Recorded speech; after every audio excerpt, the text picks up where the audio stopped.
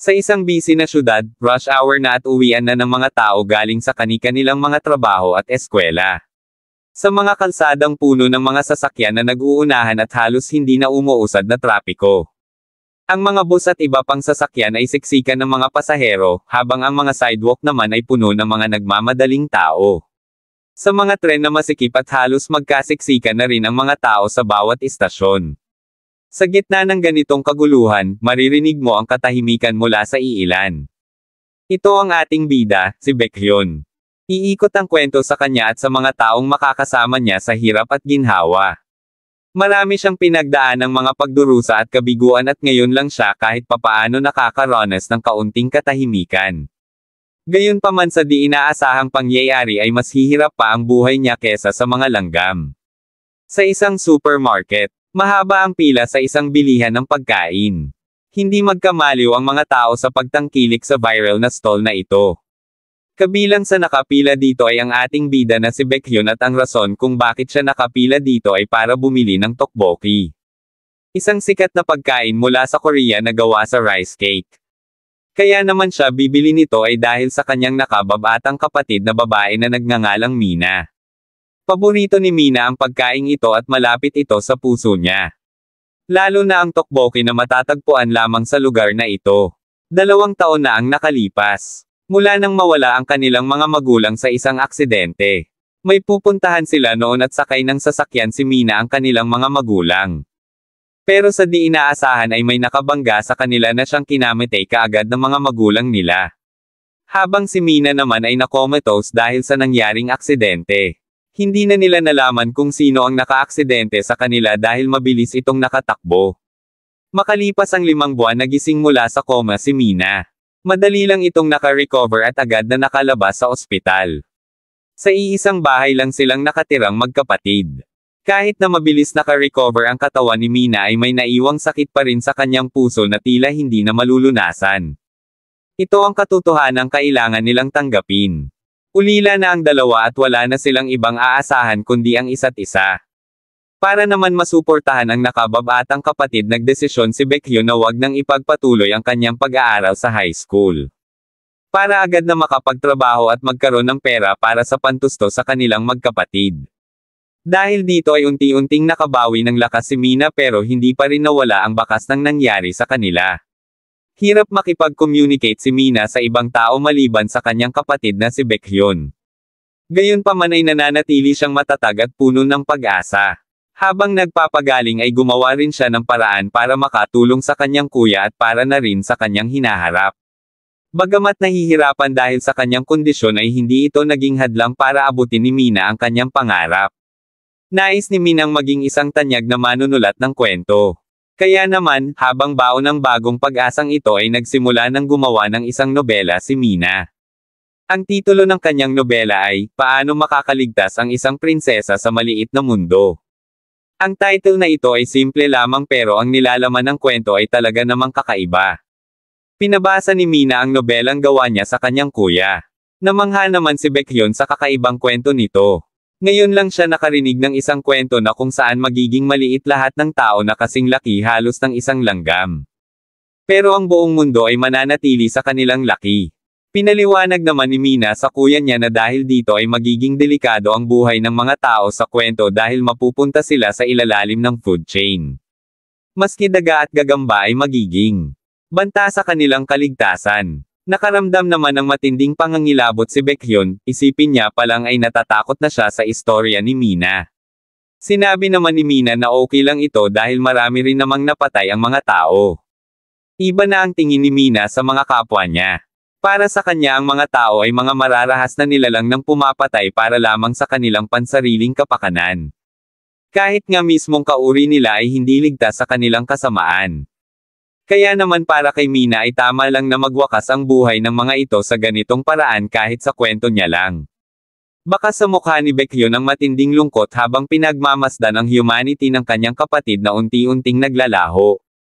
Malaki ang naging galit nito sa mga tao dahil sa nangyari sa kanilang pamilya. Sa mga mata ni Baekhyun ay isa lamang walang muwang at inosente ang kanyang kapatid pero di niya may kakaila na kakaiba na ito mag-isip. Ang kanyang nagawang nobela ang sumasalamin sa kanyang tunay na nararamdaman sa mundo ngayon. Gayunpaman ay hindi pa rin siya nawawalan ng pag-asa dahil kung iyong bubusisiin ang nobela ni Mina ay iyong malalaman na hindi lang ito kwento patungkol sa isang trahedya at ang bagay na ito ay siyang pinanghahawakan ni Baekhyun sa ngayon. Tinanong ni Baekhyun si Mina tungkol sa nilalaman ng kwento niya. Napansin niya na merong prinsesa sa kwentong ito. Bakas naman ang pagiging masaya sa mukha ni Mina sabay sabing siya ang prinsesang ito na tinutukoy sa kwento. Nagtataka naman si Baekhyun kung bakit sa kwento na ito ay sadyang kakaiba. Nakasaad kasi rito na sa oras na pumanaw ang prinsesa sa kwento ay papano na rin ang lahat ng tao kasama nito. Iniisip ng ating bida kung sisikat ba at may magkakagusto sa ganitong kwento. Kaya't sinabihan niya si Mina na kung maari ay baguhin niya ang bagay na ito. Sinabi naman ni Mina na walang dapat siyang ipangamba dahil nasa kwento rin naman ang kapatid ng prinsesa na siyang pro-protected dito. Sinabi niya rin na sa plot na ito iikot ang kwento. Tinignan lang ni Baekhyun si Mina.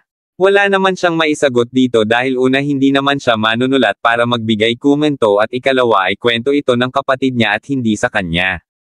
Kaya't sa huli ay wala na rin siyang nagawa.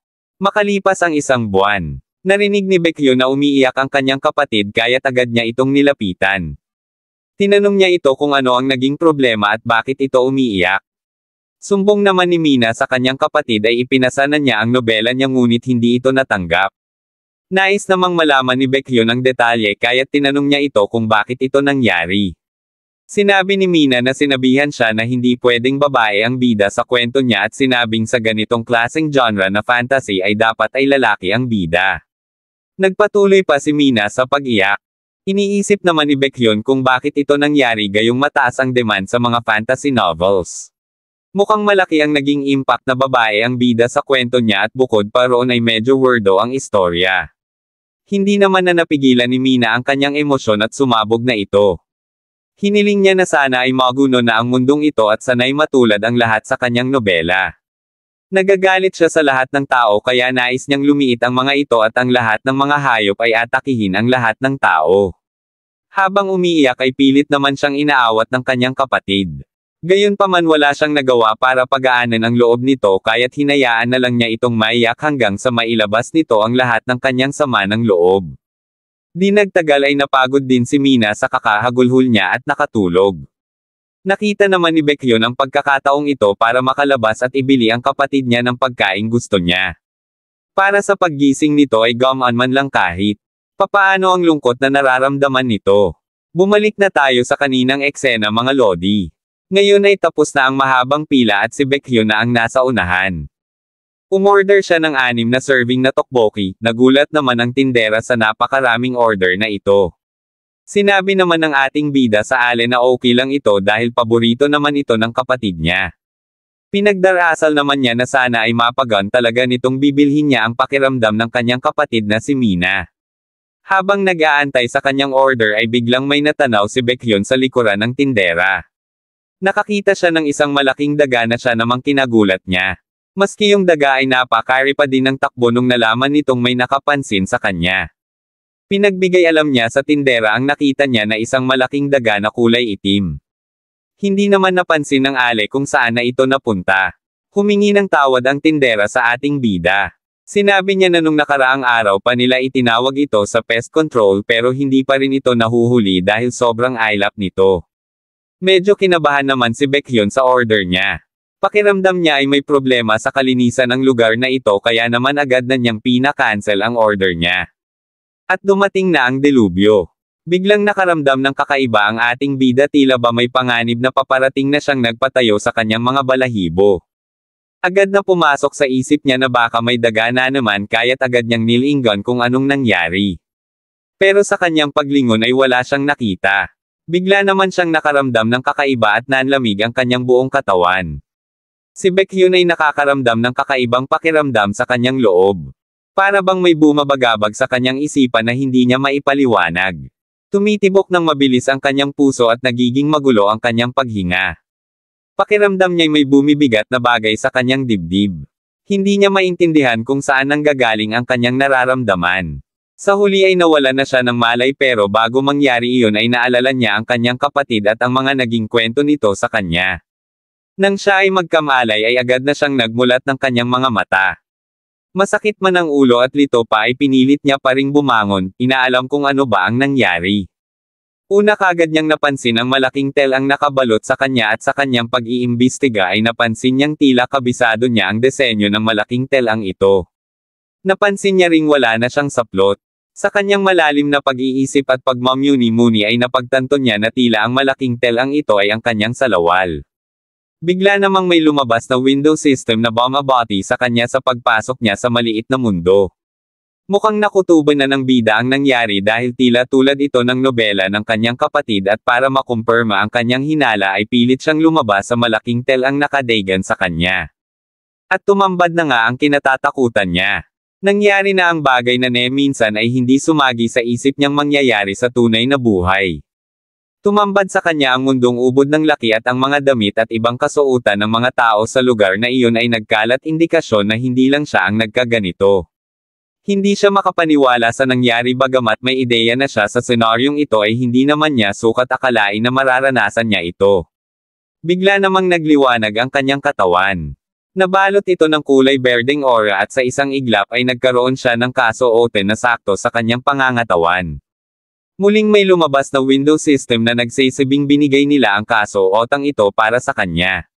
Sinabi rin nito na pwede na niyang makita ang kanyang status. Si Baekhyun ng ating bida ay biglang naging karakter sa mundo ng maliliit na tao. Ang kanyang job description ay isang prinsipe at ang kanyang abilidad ay gumawa ng kalasag. Sinabi rin ng system window na dumating na ang kanyang pangunahing misyon. Ang hanapin ang prinsesa. Sa kanyang pagmamuni-muni ay bigla nang umugong ang mga ingay ang mga saklolo ng mga taong nalilito sa pangyayari. Nagkakagulo na ang iba pang taong kasama niya sa lugar. Tere mga lodi at samahan niyo ko sa bagong recap ko na ito patungkol sa mga pagdadaanang pagsubok at hirap ng ating bida at ng iba pang karakter sa survival genre na kwentong ito. Ang konteksto ng nobelang isinulat ni Mina ay talaga namang naiiba. Ang lahat ng tao sa mundo ay liliit ng halos singliit ng mga insekto. Dahil dito magiging pagkain sila ng mga ibang hayop at iba pang insekto. Gaya ng mga daga o mga gagamba. Nakakatakot itong isipin kung sakaling magkakatotoo. Gayunpaman gusto ng may akda itong mangyari dahil para sa kanya ay masahol pa sa hayop ang mga tao. Mas marami pa silang kinikitil na buhay di lang para may makain kundi bilang katuwaan lang din o pagiging gaaman. Ganito kalala ang tingin ni Mina sa mga ibang tao maliban sa kanyang kapatid. Hindi makapaniwala ang ating bida sa kanyang mga nakikita. Di niya sukat akalain na ang binasa niyang istorya kamakailan ay naging realidad na niya ngayon. Gamit ang system window ay tinignan ni Baekhyun ang minimap kung saan itinuturo nito ang kinalalagyan ng kanyang kapatid. Naguguluhan man ay kailangang maka-adapt kaagad ni Baekhyun sa sitwasyong ito. Hindi siya dapat magsayang ng oras lalo na't nag-iisa ang kapatid niya sa bahay nila. Kaya naman kinalma niya ang kanyang sarili at binusisi ang system window lalo na ang minimap. Napag-alaman niya na pwede palang ma-zoom ang minimap niya. Agad niyang hinanap ang kanyang bahay at napatunayan niya ang hula niya na si Mina ang prinsesa. Tinuturo siya ng system at ng main quest niya papunta sa bahay niya. Habang nag-iisip ng strategy pabalik sa bahay niya ay nag-ambala siya ng isang napakalakas na ingay. Sa sobrang lakas ay tila mabibiyak ang ulo niya. Maski ang ibang tao na lumiit ay ganito rin ang nararamdaman. Nagmamula ang ingay mula sa aling nagtitinde ng tteokbokki. Mukhang na-delay ang pagliit nito para sa ibang naroon.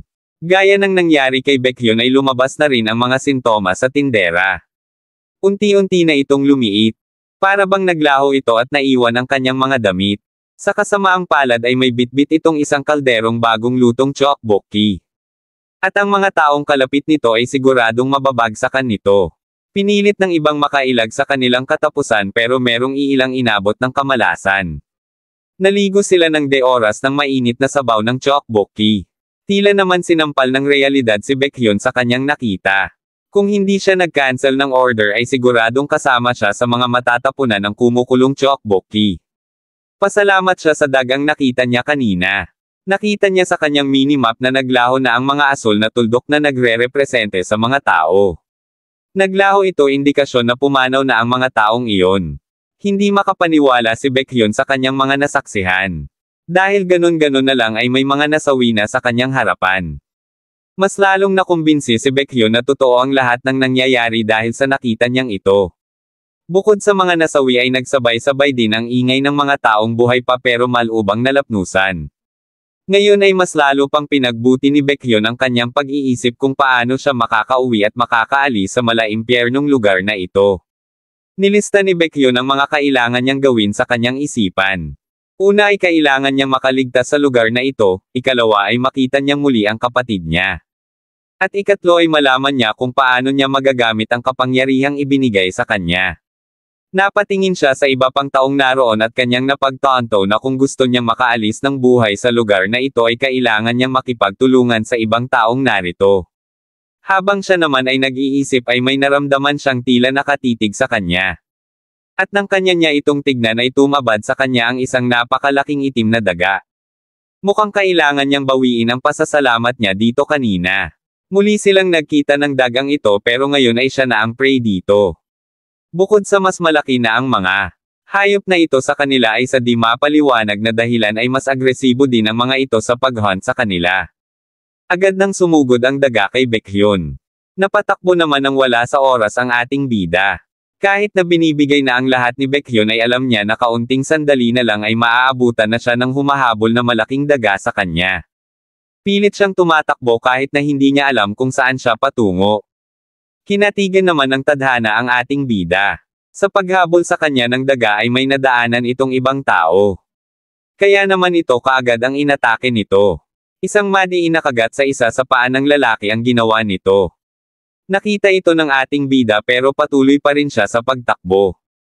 Ipinalo ng daga ang nahuli niya sa semento para hindi na makapalagpas sa gagawin niya. Sunod ay hinawakan niya ito sa magkabilang balikat para hindi na makatakas pa. Naririnig ni Baekhyun ang sigaw ng saklolo ng pinupudtrip na lalaki. Pero wala na siyang magagawa pa rito kaya't nagpatuloy na lang siya sa pagtakbo.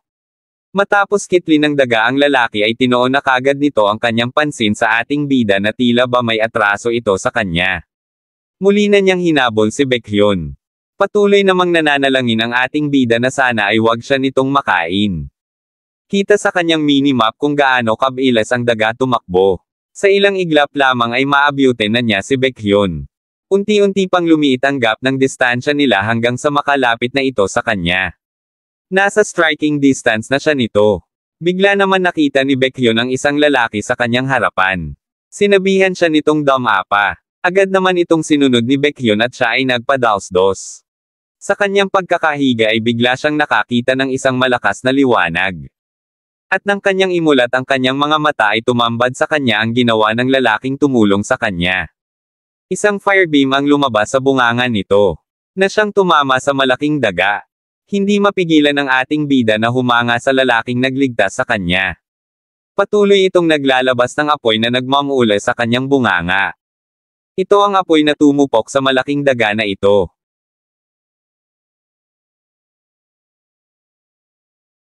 Bumubuga ng apoy mula sa bibig si Manong na parang dragon. Ang kapangyarihang ito ang ginamit niya para iligtas ang ating bida sa tiyak na kapahamakan. Ang kapangyarihang ito ang tumupok sa napakalaking daga na humahabol kay Baekhyun. At dahil dito ay natigilan ito at mas pinili na lang na umatras. Namangha ang ating bida sa kanyang nasaksihan. Bigla na talagang naging panteserye ang realidad niya. Yun ay nagliitan sila sumunod ang malaking daga at ngayon ang Manong na bumubuga ng apoy. Tuluyan ng tumakbo ang malaking daga. Ngayon ay ligtas na sa peligro si Baekhyun. Mabuti na lang ay may nakasalubong siya na taong marunong nang gumamit ng skill. Tinulungan ng lalaking ito si Baekhyun na tumayo at tinanong na rin kung mabuti ba ang kalagayan nito.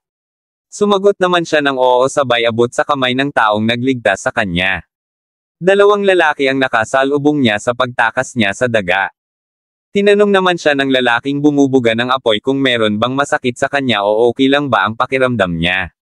Bukod sa hingal ay wala namang natamong injury si Baekhyun.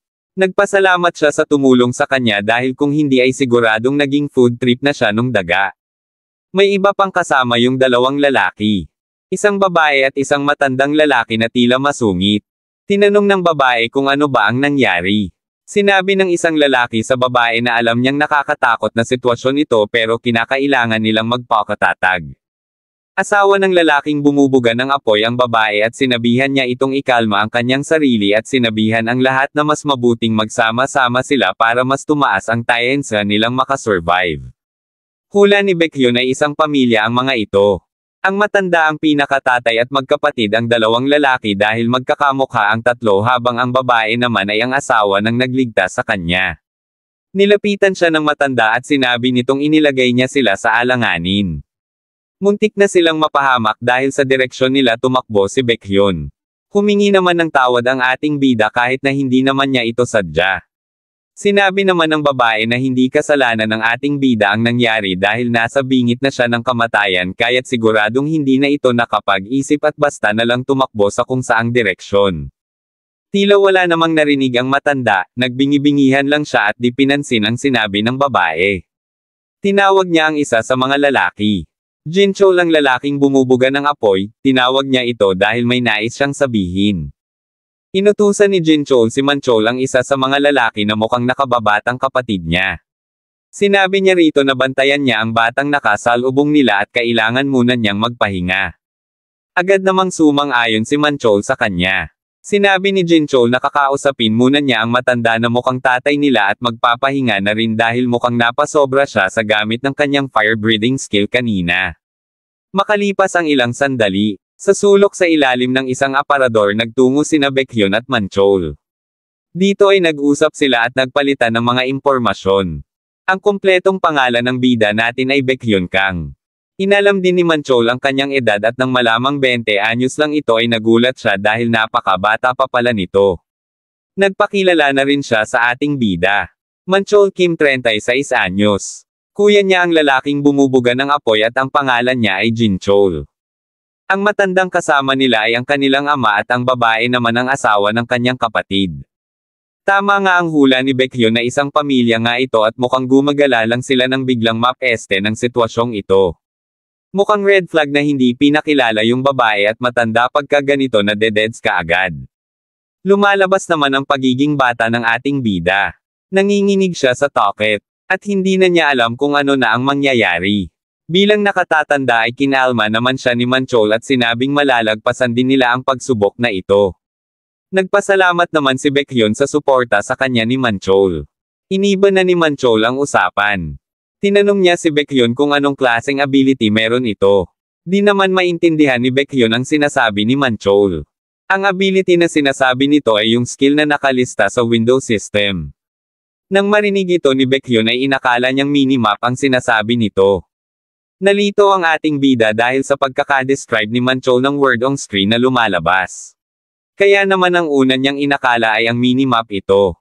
Ipinakita niya ito kay Manchol. Tila ito isang augmented reality map na ipapakita sa iyo ang bird's eye view ng lugar at nakalagay din dito kung saan makikita ang mga tao at mga ibang nilalang. Parehas nilang pinaniwalaan na ito na ang ability ni Baekhyun. Tinanong naman ni Manchol kung anong level na ba ng skill ni Baekhyun. Nagulat naman ito dahil ngayon niya lang ito narinig. Pero agad niyang napagtanto na hindi pala yung minimap ang skill niya dahil wala itong level. Napag-alaman na niya na isang uri ng kalasag ang ability niya. Nang malaman ito ay agad na sana niyang sasabihin ito kay Manchol pero natigilan siya nang biglang nagpasalamat ito sa kanya dahil sa pagiging honest niya sa kanya. Hindi na niya nagawang makasingit ng salita dahil nagpatuloy na sa pagsesalite si Manchol. Sinabi nito sa kanya na kahit tila kalokohan itong nangyayari ay totoo ito at ito na ang realidad nila ngayon. Wala siyang alam kung bakit sila nabiyayaan ng kanya-kanyang abilidad at kung sino ang may kagagawan nito. Kanya nang pinakita kay Baekhyun ang kanyang abilidad. May kakayahan siyang palakasin ang pisikal niyang lakas. Gayunpaman ay nasa level 1 pa lang ito kaya't siguro kamao pa lang ang kaya niyang palakasin sa kanya ngayon. Sinabi niya rin na ang skill ng kapatid niya ay fire breathing na nasa unang antas pa lang din. Napaisip naman ng malalim si Baekhyun dahil sa mga impormasyong kanyang nalakap.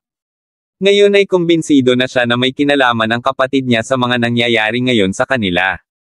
Di naman mawala sa isip niya na prinsipe ang status niya sa system. Kaya naman kung gusto talaga niyang makaalis sa lugar na ito ay dapat malaman o matuklasan niya ang potensyal niya. Dumating naman si Jinchol para tawagin si Manchol at sinabi nito na mas makabubuting bumaba na sila sa first floor dahil masyado nang delikado sa lugar na ito. Napapaisip naman si Baekhyun na sana ay nagkaroon siya ng mas agresibong ability gaya ng fire breathing ni Jinchol. Sinabihan din ni Jinchol ang ating bida patungkol sa plano nilang pagbaba sa ika-unang palapag at tinanong ito kung ano ang plano niya ngayon. Alam ng ating bida na napakalayo pa ng bahay niya at imposibleng makauwi siya ng buo ng mag-isa. Kinakailangan niya ng mga kasama para makalabas sa lugar na ito. Tinanong ng ating bida si Jinchol kung okay lang ba na sumama siya sa mga ito. Napapaisip naman si Jinchol, gusto niyang isama ito pero hindi siya ang magdedesisyon sa bagay na ito. Kaya naman pinuntahan nila ang kanilang ama para tanungin ito at humatol kung ano ang gagawin. Pagkalipis ng ilang sandali, agad na tumutol ang kanilang ama. Sinabi niya na wala silang sa posisyon at kulang ang kanilang kakayahan para magdagdag ng alagain at suliranin. Tumutol naman si Manchol sa hatol ng kanilang ama at sinabing masyado pang bata si Baekhyun para iwanan nilang mag-isa. Sinabi naman ni Jinchol na kung ano ang desisyon ng kanyang ama ay doon siya. Siya ang may responsibilidad na protektahan ang kanilang pamilya at ang batag ito ay baka maging pabigat pa para sa kanila. Sinabi naman ni Baekhyun na hindi siya magiging pabigat sa grupo nila dahil may kapaki-pakinabang siyang abilidad. Sinabi niya na kaya niyang makita ang lahat ng pwede nilang madaanan dahil sa skill niyang minimap. Sinabi naman ng matanda na kung layout lang ng supermarket na ito ay hindi na nila ito kailangan dahil kabisadong-kabisado na nila ang lugar na ito. Hindi naman basta layout lang ang banibida ni Baekhyun. Ang lugar na ito ay napakalaki lalo't na't lumiit pa sila ng todo. Hindi nila makakayang mahulaan ang mga panganib na kanilang makakasalubong sa kanilang paglalakbay. Kaya't malaki ang maitutulong ng kanyang minimap sa pagkakataong ito. Hindi naman siya maunawaan ng matanda kaya naman nagbigay na si Baekhyun ng halimbawa. Sinabihan niya ang mga ito na tumingin sa kanilang likuran. Pagtingin nila ay may nakita silang isang bangkay na nakahandusay sa sahig. Rinig na parang may kumakain dito sabay bigla itong hinayla. Nagulat ang lahat sa kanilang nasaksihan. Sa madilim na sulok na ito ay may isang praying mantis. Mukhang ang ilan sa mga ito ay nakawala mula sa pet section. Ito na ang advantage ng minimap ni Baekhyun. Makakaya niyang makita ang mga potensyal na kapahamakan gamit itong minimap niya. Natapos ng kumain ang praying mantis at lumabas na ito mula sa kadiliman. Tumambad sa kanila ang predator na ito na kahit nung maliit pa ay naiilang na silang hawakan. Agad na sinabihan ng babae ang asawa niya na mukhang delikadong tumuloy sila sa daang ito. Sinabi naman ni Jinchol na ang daang ito ang pinakamabilis na daan pababa sa first floor. Ito rin ang pinakaligtas dahil hagdanan at hindi escalator ang dadaanan nila. Dinagdag niya rin na kahit mag-iba sila ng daan ay siguradong may makakasalubong pa silang ibang panganib na kagaya nito. Asar naman ang matanda sa sanitation standard ng lugar na ito. Kala mo hindi siya yung madalas mag-aya sa lugar na ito dahil sa nostalgia. Agad namang tinignan ni Baekhyun ang kanyang minimap para humanap pa ng ibang ruta. Sa kanyang pagtingin dito ay agad niyang napag-alaman na hindi ang praying mantis ang kanilang dapat problemayan dahil may mas malaking problema silang kakaharapin. Sinabihan niya ang lahat na may paparating na panganib. Di pa man nila ito nakikita ay rinig na nila kung ano ito. Sa di kalayuan ang may paparating na robotic vacuum cleaner. Ang robotic vacuum cleaner ay isang automatikong kagamitan sa paglilinis na gumagalaw ng mag-isa upang linisin ang sahig. Ito ay may sensors na tumutulong para maiwasan ang mga balakid at may navigate ang buong lugar. Karaniwang gumagamit ito ng rechargeable na baterya at pwedeng i-programa para sa regular na paglilinis. Ito naman ang dahilan kung bakit delikado ito dahil siguradong dumilang ang tingin nito sa kanila. Ano kaya ang mas pipiliin nila? Ang kalabanan ng praying mantis o makipagpatintero sa robot na ito? Pinapakiramdaman na ng grupo ang padating na delubyo. Anumang oras ay parating na ang robotic vacuum cleaner. At lumabas na nga ito at siyang kinagulat ng lahat parang tank ito na 3 ulit ang laki. Natano na nila ito at malapit na ito sa kanila. Pero syempre gaya ng ibang kwento ay hindi pa tumakbo kagad ang mga lintek na ito. Ang robotic vacuum cleaner na ito ay may infrared sensor kaya't may abilidad itong malaman kung nasaan ang mga dumi sa sahig. Ang lupit din nitong supermarket na ito, high-tech yung mga kagamitan pero nagkalat yung mga daga. Alam nila na parang dumilang sila sa paningin ng malaking robot na ito. At gaya nga ng inaasahan ay pagbabayaran nila ang patong-angga nila kanina pa. Hinabol na sila ng robotic vacuum cleaner. Ngayon ay nagtatakbuhan na sila, halos maiyak sila sa realisasyong sa liit nila ay dumi na ang tingin sa kanila ng robotic vacuum cleaner. Walang humpay na tumatakbo ang 5 dahil hinahabol sila ng malaking robot na ito. Patuloy silang natakbo kahit di nila alam kung saan sila patutungo. Hanggang sa makakita sila ng puwang na siguradong hindi kayang puntahan ng cleaner. Agad na nakatakbo at nakatago sina Baekhyun, Manchol at ang matanda. Habang si Jinchol at ang asawa niya ay malapit ng maabutin nito. Sa kasamaang palad ay napilayan ang asawa ni Jinchol at agad na nadapa. Namilipit sa sakit ang babae at di na makagalaw. Agad naman siyang inalalayan ni Jinchol at sinabihang huwag mag-alala. Kaya payan si Kobe nga naglalaro ng pile. Agad namang nakita ni Baekhyun ang nangyari kaya't binalikan niya kaagad ang dalawa para tulungan. Hindi naman na nakapag-react si Manchol sa bilis ng mga pangyayari. Habang ang matanda naman ay tila walang pakialam. Halata nang hindi niya talaga gusto itong manugang niya. Agad na nag-alok ng tulong si Baekhyun at inakay na nilang dalawa ang na-injury nilang kasamahan. Nagmadali sila bago pa sila maabutin ng robotic vacuum cleaner. Kamuntikan na sila, mabuti na lang ay nakaabot sila sa pagtatigwan nila, hindi na nagawa pang sumunod ng robotic vacuum cleaner dahil hindi ito kasya rito. Kaya naman mabilis na itong nag-move on at humanap na lang ng ibang mahihigop niya. Sa paghahanap nito ay natagpuan niya ang praying mantis na sa di malamang dahilan ay hindi rin gumalaw sa kanyang kinatatayuan. Agad na itong sinugod ng robotic vacuum cleaner. Sinubukan naman ng umalis ng mantis pero huli na ang lahat dahil naabutan na siya nito at nagkande-gutay-gutay. Pinakita naman ng system na nawala na ang signal ng mantis, indikasyon na pumanaw na ito. Nakaligtas na ang grupo nila. Laking pasalamat nila dahil walang namatay sa kanila pero sa kasamaang palad ay na-injury ang asawa ni Jinchol. Tinanong siya ni Manchol kung okay lang ba siya at sinabi naman nito na mabuti lang siya pero halata sa mukha nito na nahihirapan na siya sa sobrang sakit. Namamaga na ang kanyang paa at mukhang na-sprained ito ng sobrang lala. Sinabihan naman siya ng kanyang asawa na sumalabay na lang siya sa kanya. Nakakaramdam naman ng matinding pagkauhaw si Baekhyun at nang sa iya napatingin sa kanyang mga kasamahan ay nagulat siya sa reaksyon ng matanda sa pagka-injured ng manugang niya. Kakaiba ito, makatingin na para bang anlaki ng pabigat ng kanya manugang. Sinabihan naman ni Minitschol ang kanyang kapatid na kung mapapagod ito ay siya naman ang papalit sa kanya, natuwa naman ito at nagpasalamat. Nagpatuloy na sila sa paglalakad. Ngayon ay makakadaan na sila dahil wala na ang praying mantis na nakaharang sa dadaanan nila kanina. Sa kasamaang palad nga lang ay mukhang hindi na sila makakababa gamit ang hagdan dahil may isa ng injured sa kasamahan nila. Kaya naman nagpatuloy sila sa paglalakad hanggang sa marating nila ang escalator. Tinanong ni Manchol si Baekhyun kung anong lagay ng mga dadaanan nila. Sinabi naman nito na medyo alanganin dahil sa baba nitong escalator ay may iba pang insektong nakaabang sa kanila na nanggaling din sa pet store. Mukhang mag-iiba na naman sila ng plano at baka sa emergency stairs na lang sila bumaba. Napansin nilang maraming tao ang bumababa gamit ito pero gaya ng dati ay problema nga nila ang injured na asawa ni Jinchol. Pinaalala naman ni Baekhyun na siguradong mahihirapan ang asawa ni Jinchol dahil sa injury nito. Lalo namang hindi maipinta ang mukha ng matanda dahil dito.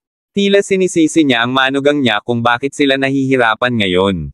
Napagtatanto naman ni Jinchol na tama ang sinasabi ni Baekhyun kaya't pumayag na rin siya na sa escalator sila bumaba.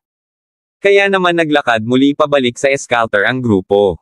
Maingat silang nagmamasid sa kanilang paligid at alerto sa anumang pwedeng mangyari.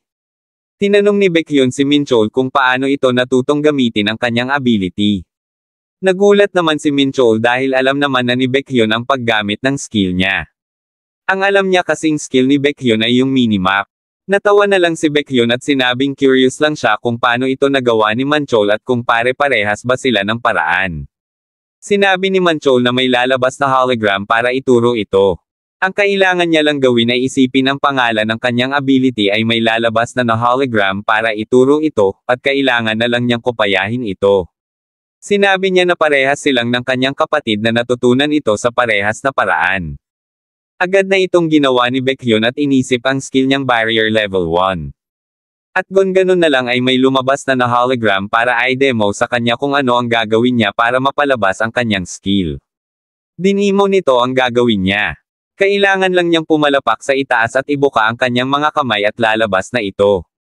Napabilib naman siya sa skill na ito at mukhang marami siyang mapaggagamitan nito.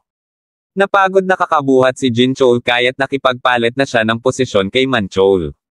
Patuloy naman sa pagtingin ng masama sa manugang niya ang matanda. Parang gusto na niya itong pagsalitaan ng mas asama kung wala lang sana ang anak niya na asawa nito. Humingi ng tawad ang babae dahil ramdam niya na nagiging pabigat na siya sa mga kasama niya. Sinabi naman ni Manchol na okay lang ito dahil matagal na siyang nag-training para sa ganitong pagkakataon. Muling chinek ni Baekhyun ang kalagayan ng kanyang kapatid gamit ang minimap. Nakahinga siya ng maluwag dahil napag-alaman niyang nandirito pa rin ito. Ipinangako niya na gagawin niya ang lahat mailigtas lang at makauwi sa piling ng kapatid niya. Bigla naman niyang napansin na may paparating na panganib sa kanila. Ngayon ay nagsisisi siya dahil naging pabaya siya sa pag-check ng kanilang status sa minimap. Binalikan sila ng dagang nasunog ni Jin Chol kanina. Kumakaripis ito ng takbo papasugod sa kanila. Agad na inalarma ni Baekhyun ang kanyang mga kasamahan at sinabing papasugod na naman ang nakaharap nilang daga kanina.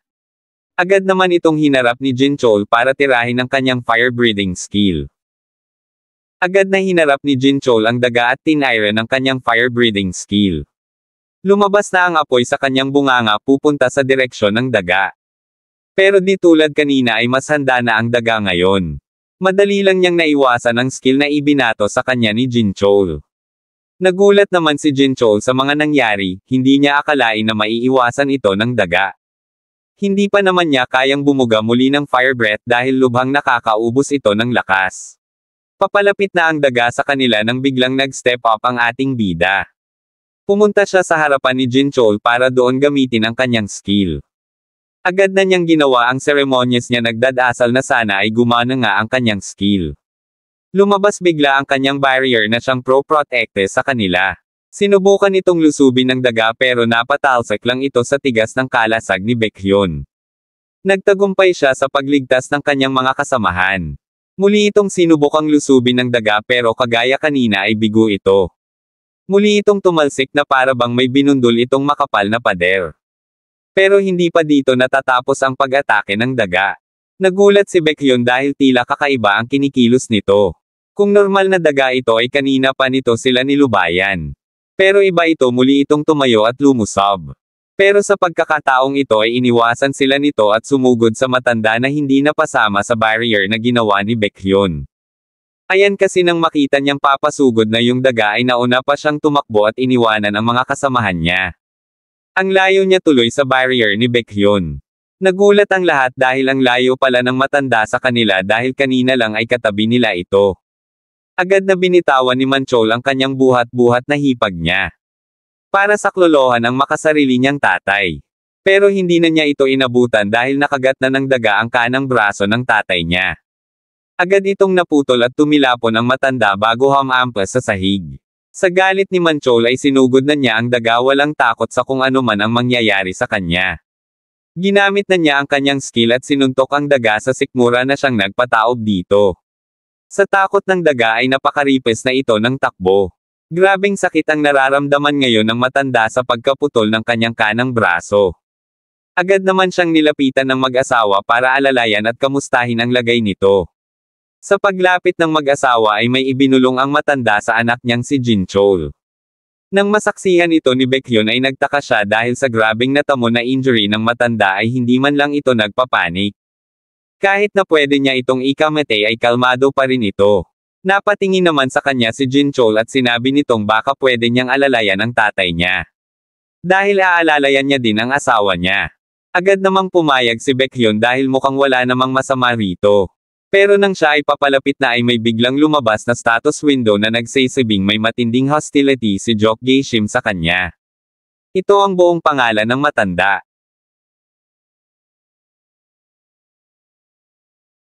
Na-detect ng system ni Baekhyun ang matinding hostility ng matanda sa kanya. Hindi niya ito maintindihan at hindi niya rin alam kung ba't biglang nagalit sa kanya si Manong. Bigla naman ang hiniblot ni Jinchol ang kanyang kamay at sinabing wala na silang oras.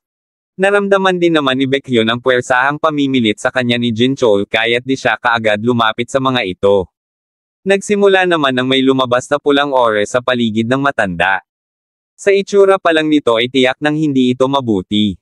Sa kanyang nasaksihan ay mas lalong natakot si Baekhyun na lapitan ito.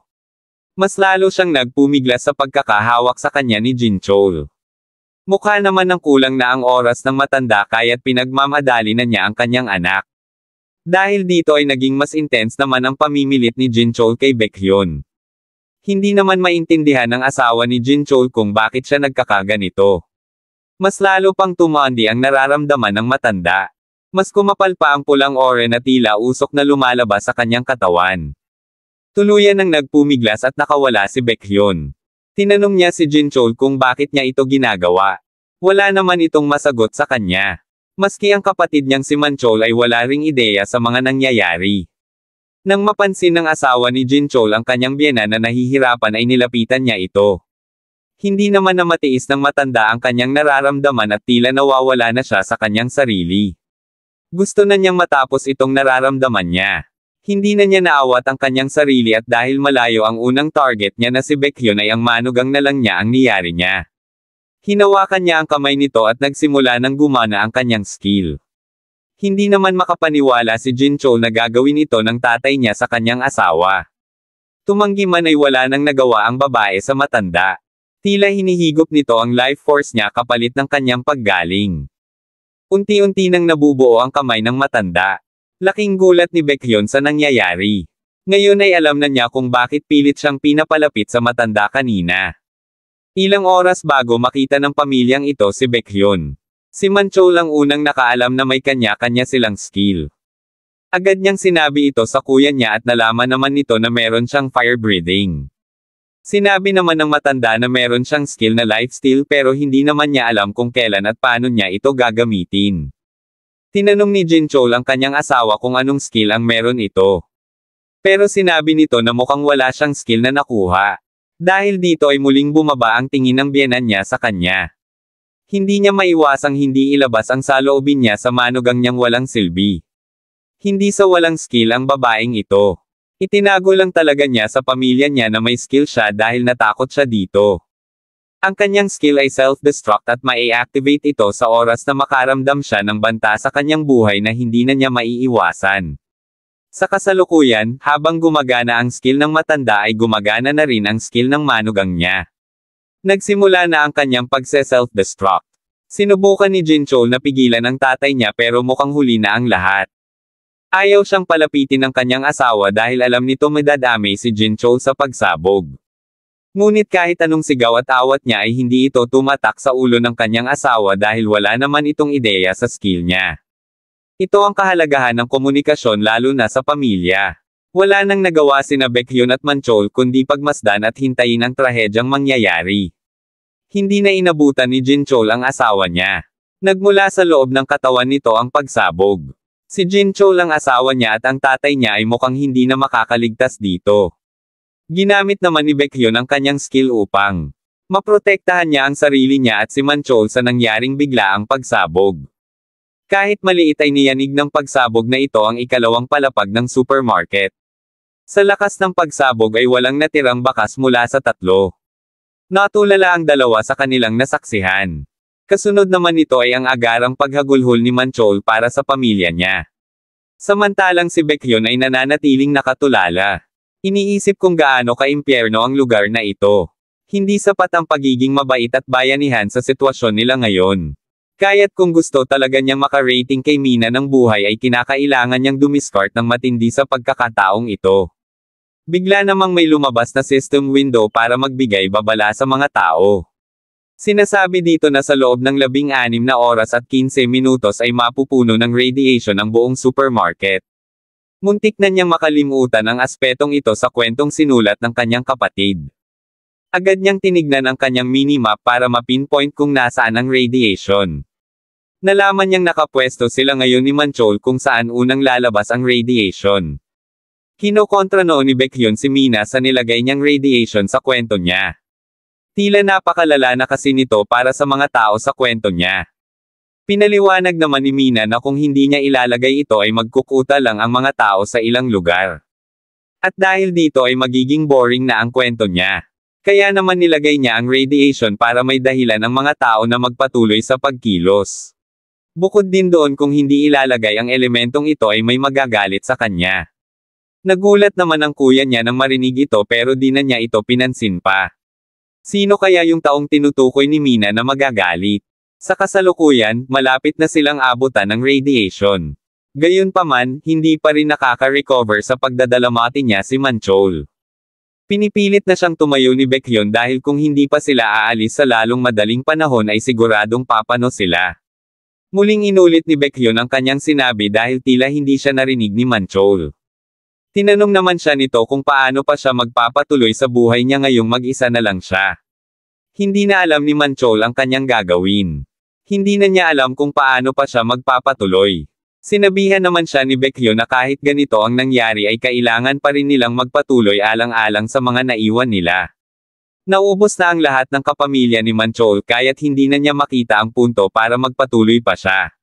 Sinabi naman ni Baekhyun na kung may iwan siya dito ay siguradong mamamatay siya at alam niyang hindi ito ang gustong mangyari ng kanyang mga kapamilya. Kung mamamatay siya dito ay papano lang siya ng walang halaga. Hindi na alam ni Manchol kung ano ang dapat niyang gawin. Tumayo na si Baekhyun at inaya na siyang umalis. Sinabi niya na saka na lang niya isipin ito kapag nakaalis na sila dito. Pero nais niya talagang magpaiwan ay mauuna na siya. Nagpasalamat na si Baekhyun kay Manchol sa mga naitulong niya. Umalis na si Baekhyun para magpatuloy sa pag-uwi sa kanyang kapatid. Mabuti na lang at may nakababatang kapatid pa siya na umaasa sa kanya kaya't hindi pa siya pwedeng sumuko sa buhay. Bago pa man makalayo ang ating bida ay tinawag siya ni Manchol. Mukhang nahimasmasa na ito. Sinabi niyang sasama siya dito at kahit na naging magulo na ang buhay at mundo nila ay kailangan niya pa ring mag-survive alang-alang sa alaala ng mga mahal niya sa buhay. Natuwa naman si Baekhyun sa naging desisyon nito. Bago sila umalis ay nagbigay galang muna si Manchol sa kanyang mga kapamilya. Kasama ang bago niyang kaibigan na si Baekhyun ay nagsimula na ulit silang maglakbay. Muling tumingin sa minimap si Baekhyun at napansin niyang wala na ang mga insekto sa baba nito. Kaya't napagpayawan nila ni Manchol na dito na lang sila dadaan. Habang gamit niya ang kanyang minimap ay bigla itong naglaho kasabay ng paglabas ng system warning na nagsasabing naubos na niya ang time limit sa paggamit ng minimap, 30 minutes lang kada araw niya pwede itong gamitin. Ngayon niya lang ito nalaman kaya't nagsisisi siya ngayon dahil naging pabaya siya masyado. Tinanong ni Manchol ito kung anong problema pero sinabi ni Baekhyun na maliit na bagay lang ito at magpatuloy na sila sa kanilang destinasyon. Pagdating nila sa escalator ay bumungad kaagad sa kanila ang napakaraming taong nagkukumpulan sa unahan nito. Umuugong ang bulong-bulungan ng mga ito. Maraming tao dito dahil bukod sa emergency exit ay ito lang ang pwede nilang maging daan pababa. Bigla namang may napasigaw sa mga tao na nasa harapan ng escalator. May isa na naman kasing naipit at nadurog sa pagitan ng escalator. Para sa kanilang maliliit na tao ay masyado nang mabilis itong escalator gumalaw.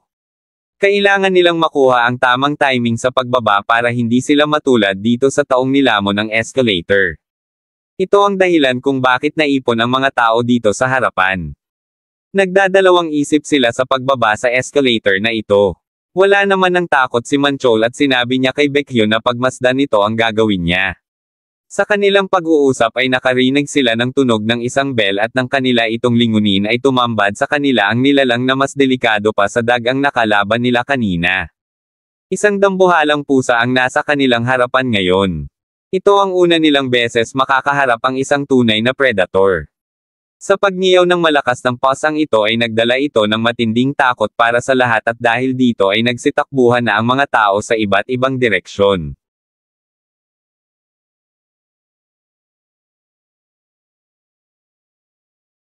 Magaling manghuli ng bibiktimahin ang pusa. Bihasa ito sa bigla at tahimik na paggalaw, kaya't madalas itong nakakapasok sa teritoryo ng kanyang biktima nang hindi napapansin. Matatalas ang kanilang mga kuko at ngipin, kaya't kayang-kaya nitong sakmalin at patayin ang kanyang biktima ng mabilisan. Mahusay din silang magtago at maghintay sa tamang pagkakataon bago sumalakay.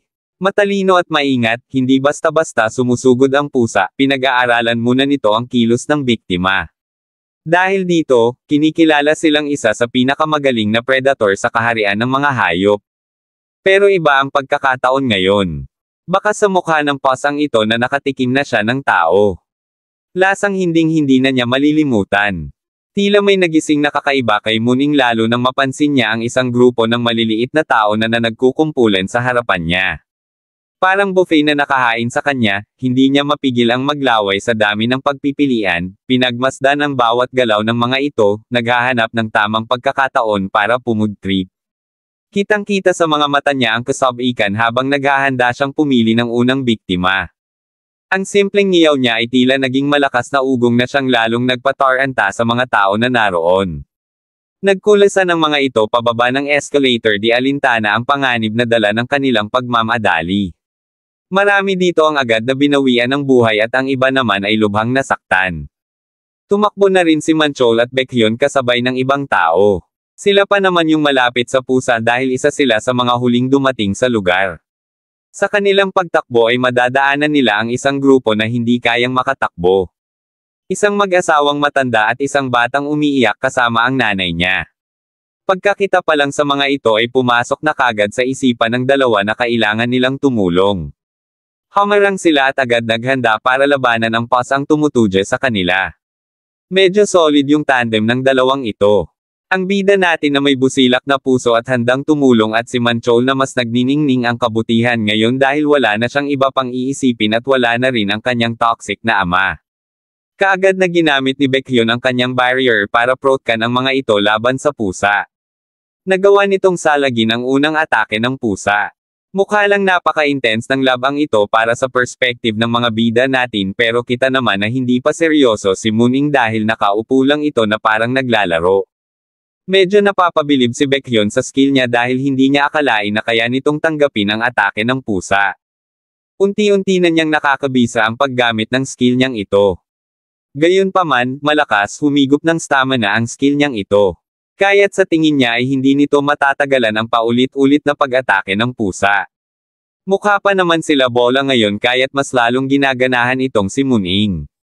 Habang nakikipaglaban ay tinawag ng bata si Baekhyun. Sinabi nito na kaya niyang tumulong sa kanya. Ginamit nito ang kanyang skill at laking gulat ng ating bida nang biglang nanambalik ang lakas niya.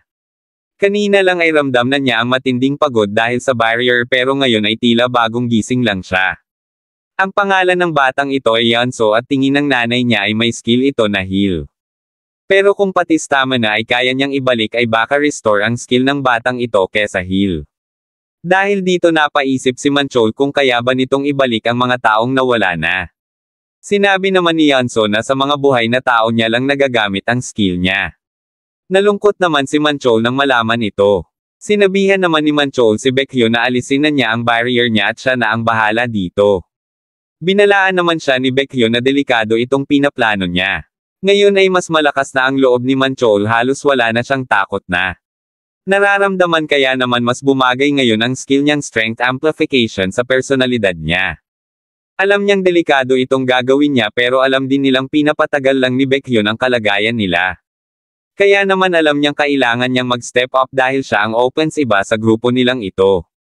Naintindihan na ni Baekhyun si Manchol kaya't binabanan niya ang kanyang barrier. Ito na rin ang matagal na inaantay ng pusa kanina pa. Ginamit na ni Manchol ang kanyang skill ang strength amplification at ginamit niya ito sa kanyang kanang kamay. Nagsimula naman ng umatake ang pusa. Sinabayan ni Manchol ang atake nito at nagtagpo ang kanyang kamao at ang sa pusa. Tila naman tinusok ng karayon ang pusa at itong napatalon sa sakit at gulat. Mas lalong lumakas ang pag-atake ni Manchol na ito dahil pinalakas ito ng skill ng nanay ni Yeonso. Ang nanay ni Yeonso ay may kakayahang palakasin ang skill ng ibang tao. Agad na nakaisip ng ideya si Baekhyun nang malaman ito. Nang muling umatake ang pusa ay sinalag naman ito ng ating bida. Gamit ang hiram na lakas mula sa nanay ni Yeonso ay nagagawa na ngayon ni Baekhyun na ibahin ang hugis ng kanyang barrier. Ginamit niya ang bagong lakas na ito para pigilan ang atake ni Moon-ing. Muli nang nagkarga ng skill si Manchol nang makita ito ng pusa ay minabuti na niyang umiwas sa grupong ito. Nagningiyaw ito habang tumatakbo. Pakiramdam naman ni Baekhyun ay isinusumpa sila nito. Nagpasalamat ang matandang lalaki sa kanya dahil kung hindi sila tumulong ay siguradong wala na sila ngayon. Tinanong naman ni Baekhyun ang matanda kung nasaktan ba sila. Sa kabutihang palad naman ay walang natamong injury o sugat ang mga ito. Ang skill ng matanda ay ang malaman ang skill ng bawat taong mahahawakan niya. Pero sa di maipaliwanag na dahilan ay hindi niya malaman ang skill ng ating bida. Sinabi sa kanya ng system na masyado pang mababa ang level ng kanyang skill para malaman ang skill ng taong nasa harapan niya. Sunod namang nagpasalamat ang matanda kay Manchol at gaya ng kay Baekhyun ay inalam niya rin ang skill nito gamit ang skill niya. Sa pagkakataong ito ay walang naging problema. Madali niya lang nalaman na strength amplification ang skill ng taong ito. Ito'y labis niyang pinagtaka. Hindi niya malaman ang dahilan kung bakit hindi niya malaman ang skill ng batang lalaki kanina. Sinabihan niya ang kanyang asawa na kung maaari ay gamitin nito ang kanyang skill para malaman ang hinaharap ng mga taong nagligtas sa kanila. Ang matandang ito ay may kakayahang ipakita ang future ng taong hahawakan niya. Hindi nga lang niya ito makita at tanging ang taong nagpaula sa kanya ang makakaalam kung anong kahihinatnan niya. Hinawakan na niya ang kamay ni Baekhyun at nagsimula ng gamitin ang kanyang skill. Parehas silang pumikit para damhin ito. Pumasok na ang mga impormasyon na tila panaginip sa isipan ng ating bida. Dahan-dahan siyang nagmulat at malumanay na nagpasalamat sa matanda dahil sa pagpapakita nito sa kanya ng kanyang hinaharap. Pagkalipan ng ilang sandali ay napagpayahan na ng grupong ito na kumilos na. Humingi ng pabor si Baekhyun sa batang si Yeonso na gamitin nito ang skill niya sa kanya upang manumbalik ang kanyang stamina. Hiniling niya din sa nanay nito na muling palakasin ang kanyang skill. Wala namang naging problema at agad na pumayag ang mag-ina sa kagustuhan niya. Naghanda na ang grupo nila sa pagbaba sa escalator. Pero hindi na ito magiging delikado para sa kanila. Gamit ang mas malakas na skill ni Baekhyun ngayon ay gumawa siya ng tila isang balsa na pwede nilang sakyan pababa sa escalator. Ngayon ay ligtas na nilang binaybay ang pababa ng escalator. Sinabi ng system na tumaas ang likability niya sa kanyang mga kasamahan dahil sa ginawa niyang ito. Ligtas na nakababa ang grupo. Ngayon ay tinitignan ni Baekhyun ang kanyang minimap para malaman ang mga lugar na pwede nilang labasan. Malaki ang pasalamat niya kay Yeonso dahil sa skill nito ay muli niyang nagamit ang kanyang minimap na dapat ay kinabukasan niya pa magagamit. Sinabi ni Baekhyun sa kanyang mga kasamahan na ang automatic revolving door lang ang pwede nilang daanan palabas at wala ng iba. Ang revolving door ay yung mga pinto na kalimitang makikita sa mga mall na umiikot. Para makapasok o makalabas, kailangan mo lang pumasok sa isang bahagi ng pinto at itulak ito. Habang umiikot ang pinto, dahan-dahan kang dadalhin papasok o palabas ng building. Parang merry-go-round na pinto, hindi mo na kailangang hilahin o itulak ng malakas. Sinabi din ni Baekhyun na kailangan na nilang magmadali dahil ang radioactive na usok ay malapit na silang abutan. Magmamula ito sa lahat ng sulok at anumang oras ay sasakupan na ang supermarket na ito. Delikado man ay mukhang wala na silang magagawa kundi sumugal. Sang-ayon din dito si Manchol kaya't sinabihan na niya ang kanyang mga kasamahan na maglakad na patungo sa revolving door bago pa mahuli ang lahat. Sa tapat ng automatic revolving door ay nagkukumpulan ang mga maliliit na tao. Baka sa ilalim ng pintuang ito ang mga dugo at lasog-lasog na katawan ng mga taong naipit sa tila malaking bulldozer na ito.